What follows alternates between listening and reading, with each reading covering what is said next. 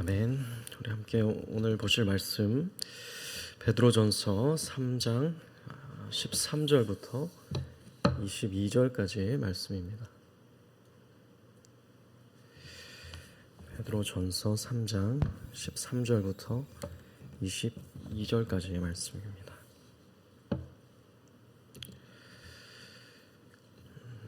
다 찾으셨으면 한 절씩 교독하시겠습니다. 또 너희가 열심으로 선을 행하면 누가 너희를 해하리요?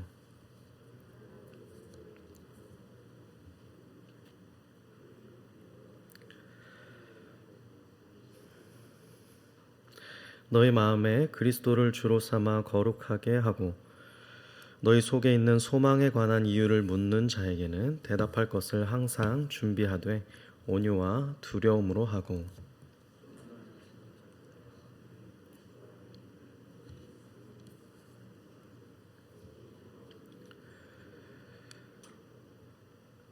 선을 행함으로 고난 받는 것이 하나님의 뜻일진데 악을 행함으로 고난 받는 것보다 나으니라.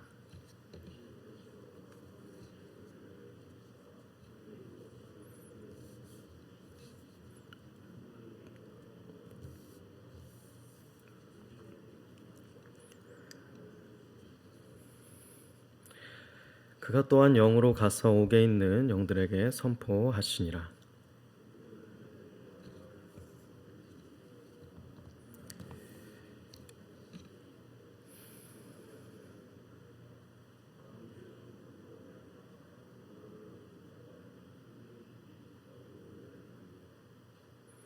물은 예수 그리스도께서 부활하심으로 말미암아 이제 너희를 구원하는 편이 곧 세례라. 이는 육체의 더러운 것을 제하여 버림이 아니요 하나님을 향한 선한 양심의 간구니라. 그는 하늘에 오르사 하나님 우편에 계시니 천사들과 권세들과 능력들이 그에게 복종하느니라. 아멘. 네, 저희가 오늘 이제 월요일 본문 3장에 역시나 중반부에 들어서서 이제 고난에 대한 어떤 말씀이 이어지는 내용을 오늘 계속 보고 있는데요. 사실 이 3장에서는 첫 시작을 우리가 기억해 볼 때 먼저 3장 1절부터 나타났던 말씀이 사실 2장의 어떤 그 11절부터 쭉 이어지는 그래서 3장 7절까지 계속됐던 일련의 하나의 단락으로서의 그 결론이 이제 나타났었습니다. 그것이 이제 정확히는 3장 8절이었는데 그 8절 부분에 이제 마지막으로 말하노니 하면서 사실 그리스도인의 또 합당한 그들이 보여야 될 모습에 대해서 이야기를 하고 있었습니다. 그래서 뭐 예를 들면 3장 9절 부분에 보시면 여기서 이제 또 너희가 이를 위하여 부르심을 받았다라는 내용이 나오게 됩니다. 그래서 그 내용인 즉슨 악을 악으로 욕을 욕으로 갚지 않는 도리어 복을 비는 그런 삶을 이야기하고 있었습니다. 그러면서 사실 어떤 내용이 또 나왔냐면 11절 부분에서도 악에서 떠나 선을 행하고 화평을 구하면서 그것을 따르라 라고 이야기합니다. 그리고 주님은 그렇게 의인들을 향하신다. 그래서 의인들의 간구에 귀를 기울이시는 분이시라는 말씀을 하고 있었습니다. 악을 행하는 자들을 하나님이 대하신다. 인정하지 아니하시고 멀리하신다 라고 오늘 본문의 바로 앞절 12절에서는 이야기를 했었습니다. 그러면서 이제 오늘 이제 본문이 13절부터 시작이 되는데 오늘 본문의 이제 13절의 접속사로 지난 어떤 본문의 그런 맥락에서 이어지는 모습을 볼 수가 있는 것입니다. 그런 어떤 그리스도인의 어떤 그 고난 가운데서도 경건한 삶에 대한 가르침을 이야기하는 중에 이제 13절에 보시면 또 너희가 열심으로 선을 행하면 누가 너희를 해하리요 라고 이야기를 합니다.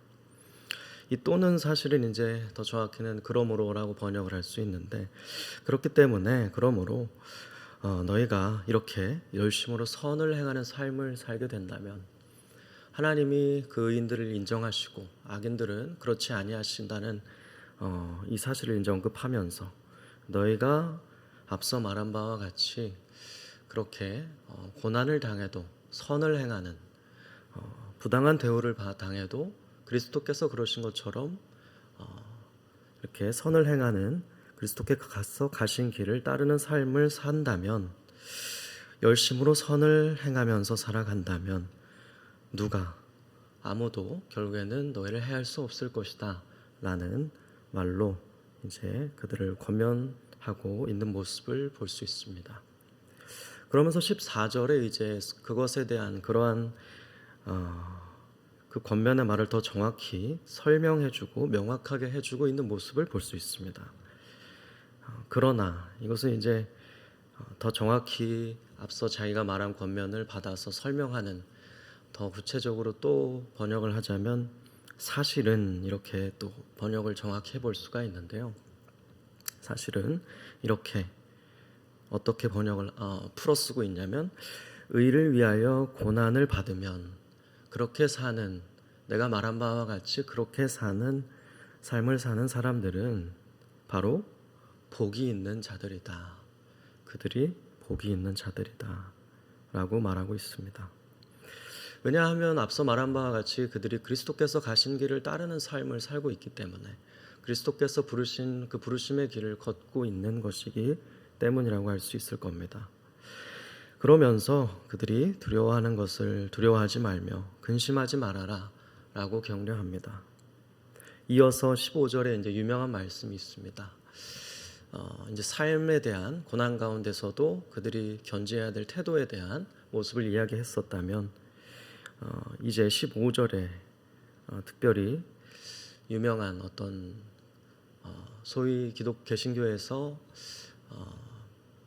이 세상에 대한 변증이라고 불려지는, 그러니까 세상의 어떤 공격이나 질문에 대해서 논리적으로 답을 하고 어떤 그 답을 제시하는 그런 학문이 있는데, 그 학문과 관련해서 제일 우리가 주요 성구로 삼는 구절이기도 합니다. 보시면 일단 첫 내용은 이렇습니다. 너희 마음에 그리스도를 주로 삼아 거룩하게 하고, 이렇게 시작이 되죠. 이것은 그냥 쉽게 풀어 쓴다면 너희 마음속에 그리스도 그 주님만을 거룩한 주님으로 모시는 삶을 살고, 그러면서 어떤 이야기를 하고 있냐면 너희 속에 있는 소망, 너희가 그렇게 살아가고 주님을 모시는 삶을 살아가고 있는 그 이유, 그 소망에 대해서 묻는 사람들이 있을 것인데, 그들에게 항상 대답할 것을 준비하는 삶을 살 것을 요청하고 있습니다. 그러니까 삶으로서도 이 세상 가운데 고난 가운데서도 정말 본이 되고 오히려 선을 행하는 태도를 견지해야 하겠지만, 그럼으로써 세상에 앞서 우리가 살펴본 바처럼 하나님의 소유된 백성, 거룩한 제사장의 삶, 하나님께서 불러주신 그 부르심에 합당한 삶을 삶으로써 이 세상 가운데 그분의 어떤 기이한 빛을 비추게 되는 그런 삶을 살아야 할 것도 당연하지만, 또 어떤 다른 측면에서 너희가 준비할 것을 이야기하고 있는 것이죠. 그것이 무엇이냐면 너희가 그렇게 살아가고 있는 그 근거라고 할 수 있는 그 소망, 그 소망에 대해서 누가 모를 때에 우리가 어떤 말씀의 근거에서 또 논리적으로 늘 어떤 이유에 대한 그 답변을 잘 준비할 것을 말하면서 이 세상 속에서 누군가 그렇게 정말 당신은 왜 그러한 모습을 견지하며 살아가고 있습니까? 당신의 그러한 삶에 근거하고 있는 소망은 무엇입니까? 그 이유는 무엇입니까? 라고 물어볼 때에 대답하고 그들에게 그들을 그리스도로 인도할 수 있는 역할을 감당할 수 있도록 준비하라는 말로 우리가 받아들일 수 있겠습니다. 그래서 온유와 두려움으로 그렇게 해라. 그래서 선한 양심을 가지라 라는 베드로의 권면이 계속되고 있습니다. 그러면서 이는 그리스도 안에 있는 너희의 선행을 욕하는 자들로 그 비방하는 일에 부끄러움을 당하게 하려 함이다.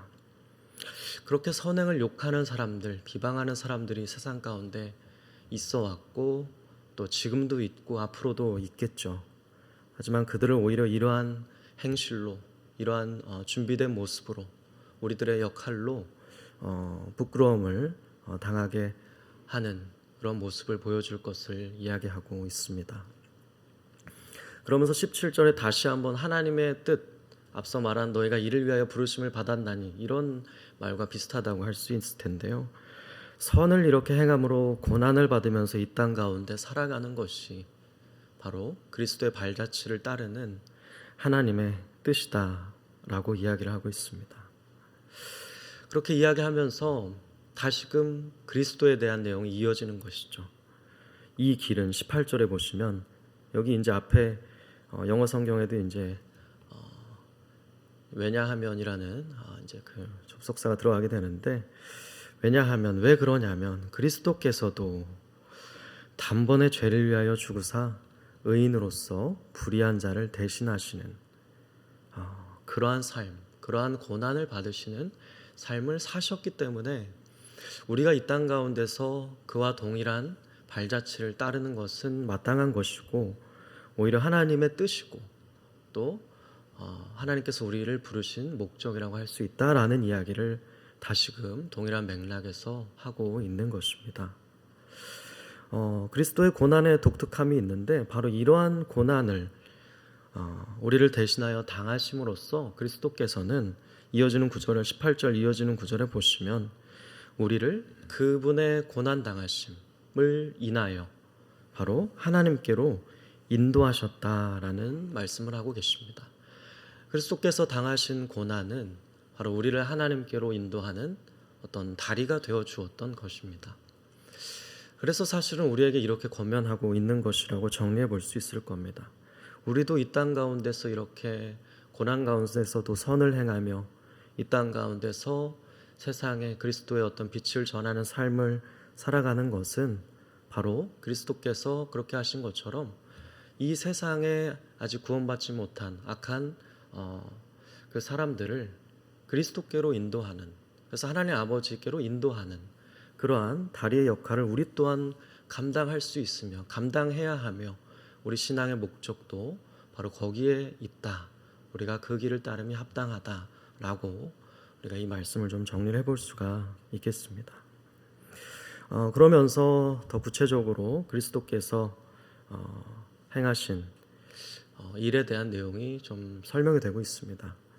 이제 이어지는 18절 부분과 쭉 나아가서 21절 부분까지, 또 내일의 말씀도 동일한데 조금은 이제 난해한 내용들이 포함되어 있는 것이 사실인데 간략하게만 한번 살펴보겠습니다. 육체적으로는 18절 마지막 부분에 그리스도께서는 죽임을 당하셨다, 다른 표현으로 바꿔 말하자면 고난을 받으셨다는 것인데, 그렇지만 그분은 고난을 당하셨지만 거기서 끝난 것은 당연히 아니셨죠. 바로 영으로는, 이것도 더 정확히 번역하자면 바로 성령에 의해서, 성령 안에서 그분이 어떻게 되셨냐면 바로 다시 살리심을 받으셨죠. 그래서 사흘 만에 죽음을 이기시고 부활하셨다는 이야기를 하시고 있는 겁니다. 그래서 그가 또한 이제 영으로 가서, 이것 또한 이제 앞서 말씀드린 것처럼 성령 안에서 이제 가서 다시 살아나셔서 부활 승천하셔서 옥에 있는 영들, 즉 좀 쉽게 바꾸어서 설명드리자면 부활 승천하셔서 다시 살아나셔서 악한 영들에게 어떤 승리를 선포하셨다는 이야기를 베드로가 하고 있습니다. 그 이후에는 이제 그 악한 영들에 대한 선포, 승리의 선포 이후에 20절과 21절에 이제 노아의 방주와 또 물과 또 세례에 대한 설명이 이어지고 있습니다. 먼저 보시게 되면 이 부분에서 우리가 옥에 있는 영들을 방금 악한 영들에 대한 승리의 선포다라고 이야기를 했는데, 여기에 대한 이제 다양한 해석이 있지만 우리가 어떤 취할 수 있는 가장 적절한 해석을 소개해 보자면 이렇습니다. 그 승천 후에 그리스도께서 바로 부활의 승리를 타락한 천사들, 약한 영들에게 선포를 하셨다는 것인데요. 이것은 바로 사실은 이 그리스도의 선포는 노아와 믿는 자들의 구원을 이제 분명히 하고, 또 믿기를 거절했던 자들에 대한 형벌을 설명해주고 있다라고 우리가 이야기할 수 있습니다. 여기서 이제 타락한 천사들은 사실 학자들의 설명에 의하면 우리가 창세기 6장에 나오는 말씀을 고려한 것이라고 볼 수가 있는데요. 어떤 노아 당시에 추악한 어떤 악행과 문란함을 부추겼던 소위 하나님의 아들들이라는 표현으로 나타났었던 자들이라고 우리가 이 부분에 대한 설명을 추측을 하고 있습니다. 그래서 그때에 나타났던 이 표현인 하나님의 아들들이라고 보는 이유로서는, 이후에 이제 우리가 베드로후서도 살펴보겠습니다만, 베드로후서 2장과 어떤 유다서의 말씀에 의하면 이 죄를 범한 천사들과 노아 당시에 하나님에 의해 이루어졌던 어떤 홍수 심판을 연결짓고 있기 때문에, 바로 여기서도 베드로가 언급하는 이 옥에 있는 영들, 그리고 이후에 진행되는 노아의 날에 대한 어떤 언급을 우리가 고려할 때, 바로 옥에 있는 영들에 대한 선포는 이 타락한 천사들, 그래서 악한 영들에 대한 승리의 선포를 하신 것이다 라고 우리가 이 말씀을 이해하는 것이 가장 적절할 것 같습니다. 그래서 이제 정리를 해보자면, 이 부분에서는 사실 세 가지를 정리할 수가 있는데, 하나는 타락한 천사들은 바로 여기 나타나는 영들에 대한 설명이라고 할 수가 있다는 것이고, 그리고 그것에 대한 승리의 선포는 그리스도께서 부활 승천하신 이후에 선포하신 것이라는 어떤 시점을 분명히 할 수가 있고요. 마지막으로는 바로 그리스도의 선포의 메시지, 그것이 무엇이었는가를 우리가 좀 분명히 해볼 수가 있는데, 그것은 바로 타락한 천사들에 대한 그리스도의 승리를 말하고 있었던 것입니다. 그래서 그 내용이 22절에 또 정확히 나오고 있습니다. 그분은 하늘에 오르셔서 하나님 우편에 계시니 천사들과 권세들과 능력들이 그에게 복종한다 라는 말씀으로 마무리가 되고 있습니다. 오늘 말씀 이제 간략하게만 긴 구절을 좀 정리를 해보았는데요. 저는 오늘 말씀에 있어서 우리가 앞서서는 사실 이 세상 가운데 당하게 되는 여러 박해와 환난과 고난 속에서도 선을 행하는, 그리스도의 발자취 본을 따르는 삶을 살라는 말씀이 나왔었는데, 오늘은 한번 중간에 나왔던 15절에 나오는, 제가 소위 기독교 변증과 관련된 유명한 성구라고 소개해드렸던, 우리 속에 있는 소망에 관한 이유를 묻는 자들에게 늘 대답할 것을 준비하라는 그런 권면을 좀 이 새벽에 좀 묵상하게 되고, 함께 이를 위해서 좀 우리도 결단하며 기도했으면 좋겠다는 그런 말씀을 드리고 싶습니다. 우리는 과연 우리가 우리 삶에 대해서, 우리 신앙에 대해서, 우리가 보이고 있는 어떤 면모에 대해서 누군가 이 세상 사람들이 언제라도 묻게 될 때에 대답할 답변이, 이유가 준비되어 있는가, 그리고 그렇지 않다면 과연 우리가 그것을 준비하기 위해서 어떠한 노력을 할 수 있을까, 이 새벽에 한번 고민해 보셨으면 좋겠습니다. 그래서 누군가 우리에게 우리 삶의 그 소망의 이유에 대해서 물을 때, 나는 바로 이러한 소망을 가지고 이 땅 가운데서 이렇게 살아가고 있는 것이라고 증거하면서, 우리의 삶과 이러한 우리의 준비된 개인적인 소망에 관한 대답들로 인해서 우리 또한 그리스도를 통해서 하나님 아버지께로 나아갈 수 있게 됐듯 그 징검다리 역할을 할 수 있게 되기를 간절히 소망합니다. 그럼으로써 늘 우리가 항상 새벽마다 이렇게 기도하며 또 늘 말씀을 가까이 함으로써 하나님께 정말 늘 준비된 사람으로 드려져서 하나님께서 쓰고자 하실 때에 우리도 하나님께서 준비된 말을 하나님께서 준비된 때에 증거함으로써 정말 하나님께로 많은 또 하나님의 사람들을 우리가 살아가고 있는 생애 동안에 인도할 수 있게 되고 또 그들도 또 다른 영혼에게 그렇게 하나님께로 인도할 수 있게 되는 또 다른 은혜의 통로가 될 수 있게 되기를 소망합니다. 그렇게 살아가시면서 하나님께 사용되시고 또 하나님을 영화롭게 해드리는 저와 여러분이 되기를 주님의 이름으로 축복합니다.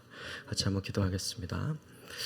좋으신 하나님, 오늘 베드로후서 3장의 말씀 통해서 우리가 다시금 부름받은 목적 그리고 그것에 합당한 정말 삶, 그것이 어떠한 모습인지 다시금 묵상해 보았습니다.